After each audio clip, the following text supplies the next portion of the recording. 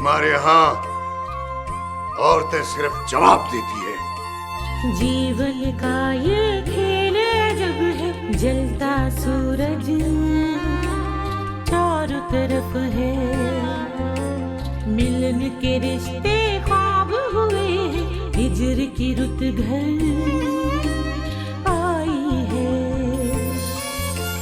संग संग रहने की कसमें थी और हासिल तन्हाई है, ख्वाब न्यारे देखे मैंने, नफरत क्यों उग आई है, जीती रस्में दुनिया की खो गई मेरी होश, बिखरी जुल्फे फैला काजल उजड़ा मेरा सिंगार, मेरे आंगन में दीवार।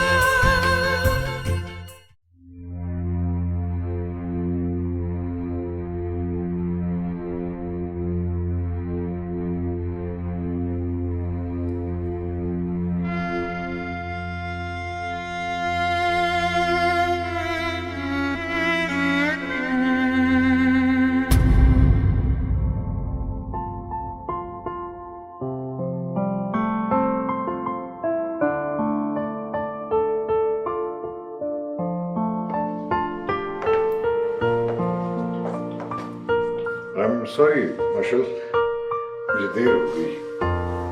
मतलब वो जब मैं यहाँ आता हूँ ना तो लोगों का कट हो जाता है। मैं तो समझी थी आप भूल गए। नहीं नहीं, भूलता नहीं हूँ मैं, लेकिन इलाके की पग है ना मेरे सिर पे, पग समझती हो? ये बड़ी जिम्मेदारी है। एक पानी के झगड़े पर कत्ल हो गया था तो फैसला करके आ रहा हूँ। तो यहाँ कोर्ट्स नहीं है? नहीं है, सब कुछ है, लेकिन फैसले इस हवेली में ही होते हैं। यहाँ पीछे खर्चा बच जाता है ना लोगों का, वो वकील का, और फिर इतनी लंबी लंबी पेशियां होती हैं तो यहाँ एक दिन में फैसला हो जाता है। खैर, मैं भी क्या कहानी लेकर बैठ गया। तुम बताओ, कैसा लगा हवेली का माहौल? मेरे ख्याल में डिफेंस वाला घर ज्यादा अच्छा था। हाँ, बड़ा शहर है ना। चौधरी साहब, चौधरी साहब, चौधरी साहब, दरवाजा खोलें। कौन है? चौधरी साहब, क्या बात है? शमशाद को ना किसी ने फैर मार दिया घर जाके। कौन कह रही हो? जी चौधरी साहब, बुआ ने तो मुझे मना किया था, लेकिन मैंने कहा चौधरी साहब को भी बताना बहुत जरूरी है। ये शमशाद कौन है? मेरा हाथ, मेरा बाजू, उसे गोली मारने का मतलब है कि उन्होंने मुझे गोली मार दी है, चौधरी नूर आलम को। जाओ, करम हुसैन से कहो गाड़ी निकाले। जी चौधरी साहब।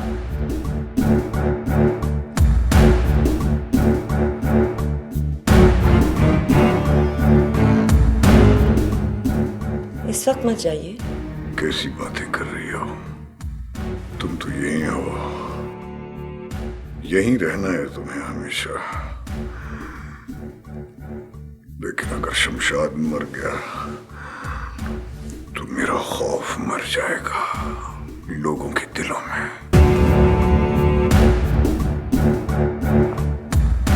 मेरा नहीं ख्याल आपका इस वक्त जाना ठीक है। क्या ठीक है और क्या नहीं, ये मैं अच्छी तरह जानता हूं।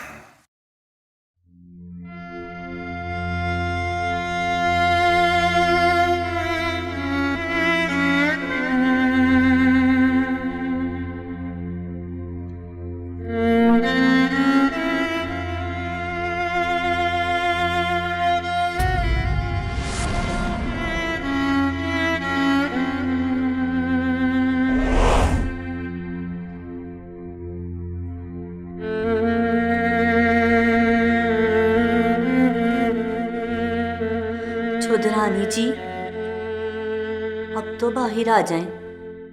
आज तो आपकी इद्दत भी पूरी हो गई है।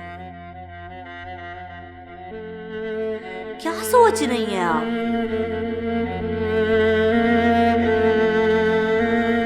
कुछ नहीं। उस रात से लेकर अब तक एक ही पछतावा दिल को खाया जाता है। काश मैंने उन्हें जबरदस्ती रोक लिया होता। हाँ, ये तो है। मगर चौधरी साहब हमेशा करते भी तो अपनी ही मर्जी थे ना। खैर चलिए अब आ जाएं बाहर, बुआ इंतजार कर रही हैं आपका।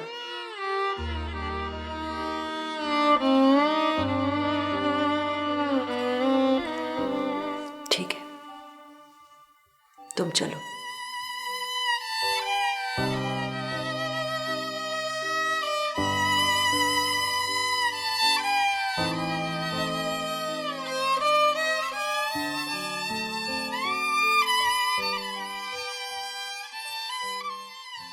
मेरे आंगन में दीवार।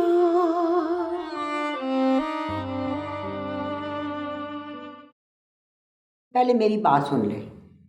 देख मुझे क्या पता कि इसने इस घर में रहना है कि अपने घर चले जाना है, और मेरे साथ वो सीधी बात नहीं करती। आहो, मुझे क्या पता उसके दिल में क्या है और क्या नहीं है। हाँ तो फिर अच्छा, रब रखा, मैं फिर बात करूँगी। बुलाया था आपने मुझे? आहो मशल पुत्र, मैंने बुलाया था तुम्हें। देख, कल्लम कल्ली कमरे में बैठी रहती है तू। कल्ले बैठने से ना दिमाग एक दूसरे से सवाल जवाब करता रहता है, तो खाम खाए दुखी होता रहता है। मैं समझी नहीं। देख, जाने वाला तो चला गया। अब इस घर में हम 2-4 जनानियाँ ही हैं ना, हैं? तो जनानियाँ चाहे 10 हों चाहे 20 हों, जनानी होती कल्ली है।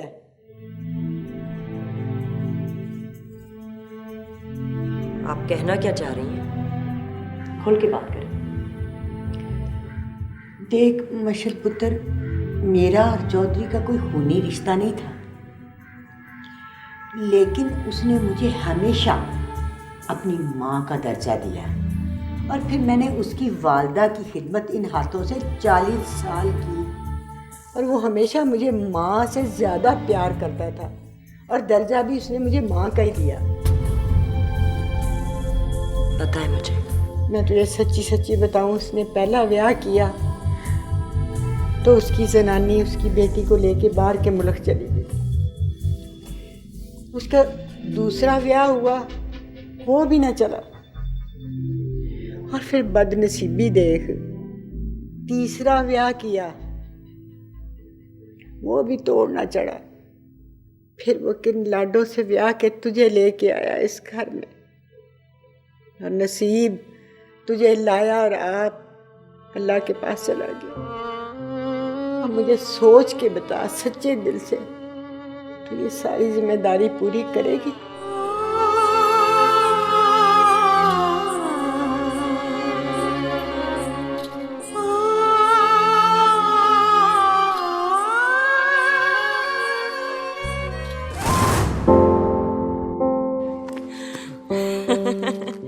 कहाँ गुम है चौधरी साहब? नहीं, कहीं नहीं,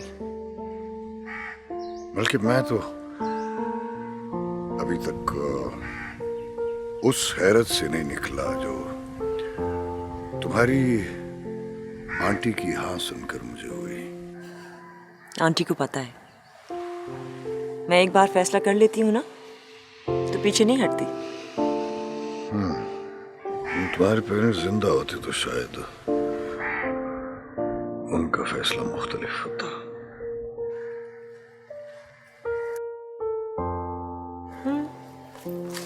लेकिन जिंदगी मेरी है तो फैसला करने का इख्तियार भी मेरा ही होना चाहिए। आप अपनी बताएं, आपकी बीवियों को पसंद आएगा आपका मुझसे शादी करने का फैसला? मशल ये ठीक है कि मैंने कई शादियां की हैं, लेकिन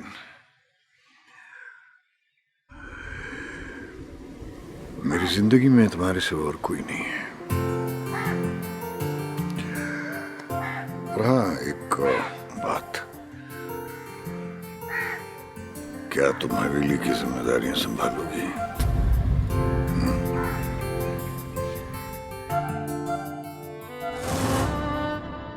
मशल पुत्र, तू तो किसी गूढ़ी सोचों में डूब गई है। नहीं नहीं, आप कहें। आप जिम्मेदारियों की बात कर रही हैं ना? बुआ, मैं इस घर की बहू हूँ और इस घर की तमाम जिम्मेदारियों को पूरा करना मेरा फर्ज है। अच्छा, जिऊंदी रहे। चल फिर उठ। कहाँ? तेरे पार सारे तेरे इंतजार में बैठे हुए हैं। छत ठीक कर ले जरा, शाबाश, ढक ले अपने आप को। आजा।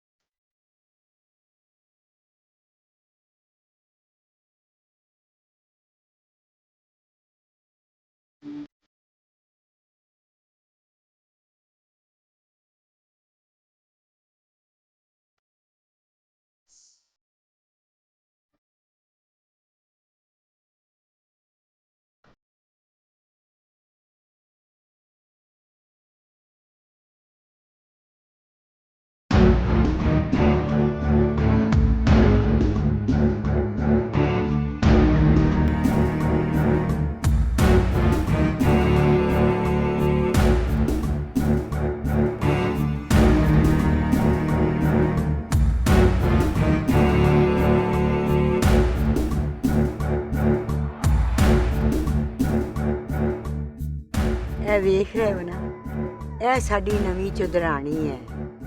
ਚੌਧਰੀ ਨੂਰ ਆਲਮ ਦੀ ਜਗ੍ਹਾ ਹੁਣ ਸਾਡੀ ਇਹ ਮਾਲਕਣ ਹੈ।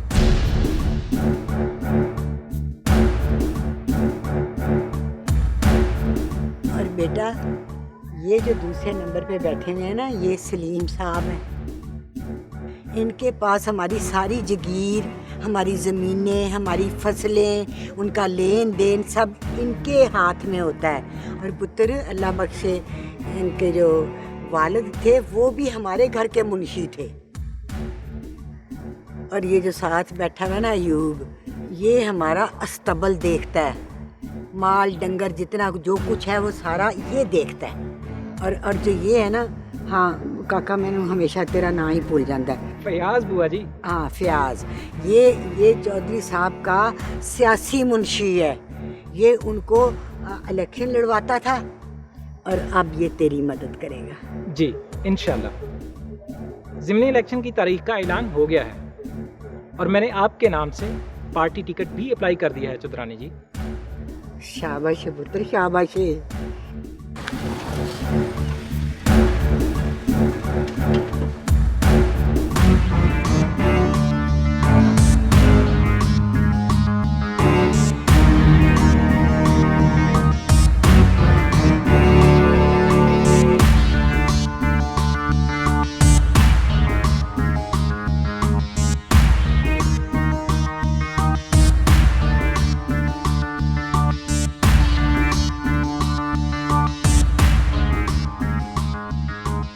सारे कान खोल के सुन लो कि मशल चौधरी ही अब नूर आलम चौधरी की जगह है। ठीक समझ आ गई मेरी गल दी? जेड़ा किसी नू कोई मसल मसाइल होवे ते ओ आके तुसी इन्हां नाल राबता रखना है, इन्हां नू दसना है, इन्हां कोलों पुछना है, क्योंकि हुण यही साडी मालकण हैं, यही चुदरायण है। क्यों झूठ बोल रही हो बुआ?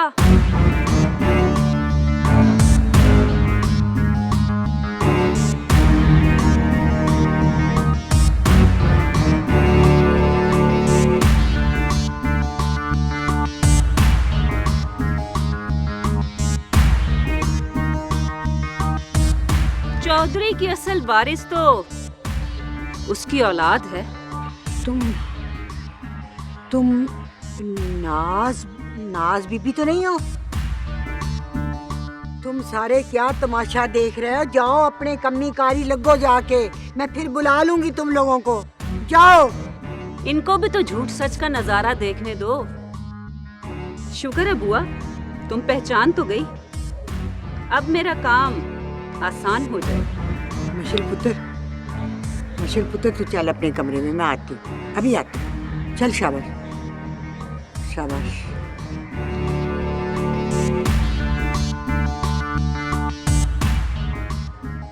बुआ मेरे साथ आओ।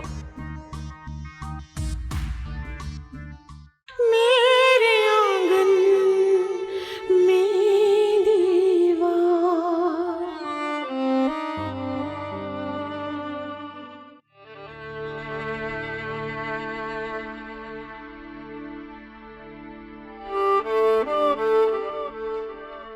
बीबी जी नाज बेगम आई है। वो जी चौधरी साहब की पहली बीवी की बहन है और चौधरी साहब की पहली बीवी और उनकी बेटी को भी लेकर आई है। न जाने ये लोग अब क्यों आए हैं। चौधरी साहब की वफात पे कोई नहीं आया था। बाहर चले गए थे जी बहुत पहले। बीबी जी अब क्या होगा?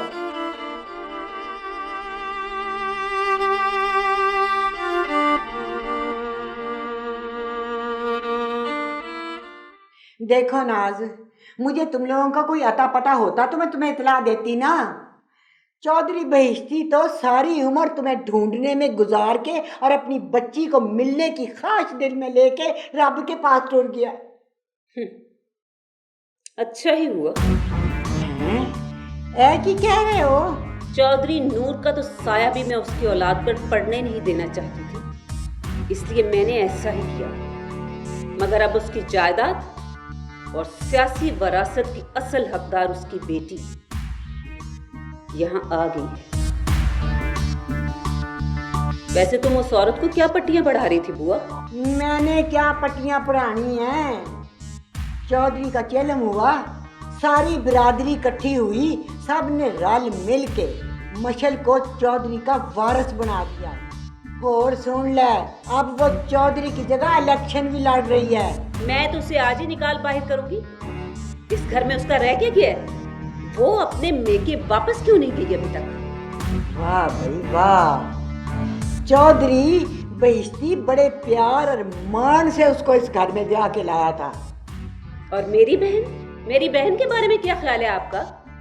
वो भाग कर आई थी इस घर में। हाय हाय तौबा इस्तग़फ़ार, मैं क्यों ऐसी गल करूंगी, पर वो इस घर से पहले साल ही भाग गई थी। तुम जानती तो हो चौधरी के लक्षण। अब मेरी जबान जरूर गंदी करवाओगी उसकी करतूतों का जिक्र करवा के।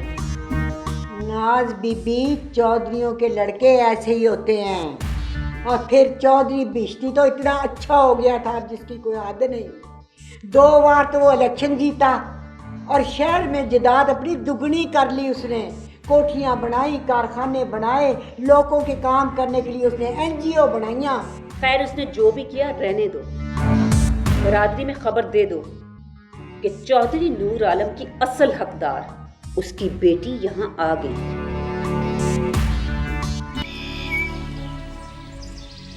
जिस औरत ने चौधरी को सारी उम्र आजाब में रखा, वो अब जायदाद में अपना हिस्सा लेने आ पहुंची है। शुक्र है बिरादरी मेरे साथ है, देख लूंगी मैंने। मशल पुत्र, सच्ची पूछे ना, घर के हालात बड़े खराब हो गए। ये जो नाज बेगम है ना, और ये बड़ी खतरनाक औरत है। तुझे पता है पहले इसी के साने के ऊपर इसकी बहन ने चौधरी से तलाक ली थी। देखिए बुआ, चौधरी नूर ने अपनी पहली बीवी को तलाक दे दी थी, फिर आप बीवी बीवी बार बार क्यों कह रही हैं? देख पुत्र, बड़ों की बात का गुस्सा नहीं करते। मैं तो तुझे ये समझाने के लिए आई हूँ कि तू उसके साथ कोई बहस मुबासा ना करी। देख, बरादरी ने तेरा साथ दिया है ना। और ये औरत जो है ना, ये चलाको मासी 4-5 दिन बोलेगी, तड़फेगी और फिर दफा हो जाएगी यहाँ से। उनके लिए बेहतर भी यही होगा। लेकिन ये औरत इस ढंग से आई है और इस लहजे में बात कर रही है जैसे वो इस जागीर की मालकिन हो।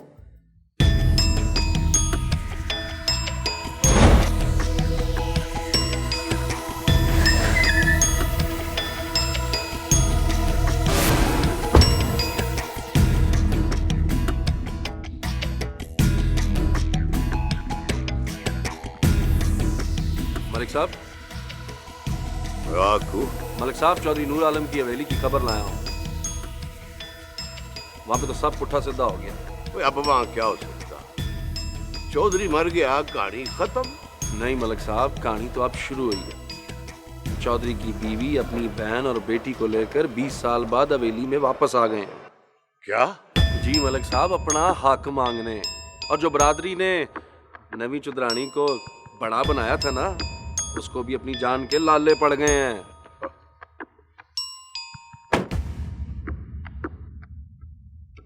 ओए अक्कू, वो ये सब औरतों के चक्कर है।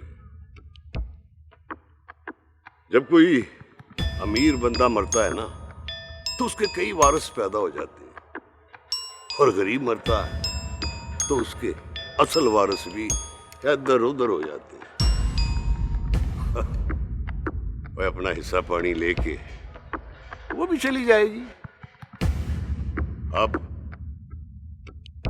सिर्फ मलक लियाकत का सिक्का चलेगा। बाबा, आप मेरी शादी की बात करना चाह रहे हैं ना? हेलो सारा। क्या हुआ, खैरियत है? और फिर मेरा ये जो धन दौलत है किसका? वो सब तुम्हारा ही तो है। 2-4 दिन में सब कुछ हमारे हाथ आ जाएगा। उनका क्या ताल्लुक है वास्ता इस घर से? बीबी जी एक बात कहूँ, ये बड़े खतरनाक लोग होते हैं। नहीं फयाज, चाय वाय छोड़ो, काम की बात करते हैं।